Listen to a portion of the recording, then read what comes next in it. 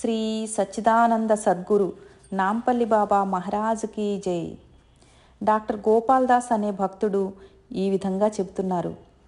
పూజ్యశ్రీ master గారు ఈ doctor గారిని వెంట తీసుకొని నాంపల్లిలో ఉన్న దత్తావధూత శ్రీ నాంపల్లి బాబా గారి దర్శనం ప్రప్రథమంగా కలిగించారట.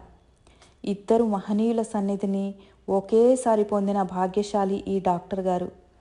ఆ తరువాత కాలంలో తరచూ బాబాగారిని దర్శించి ఎక్కువ సమయం అక్కడే గడుపుతుండేవారట.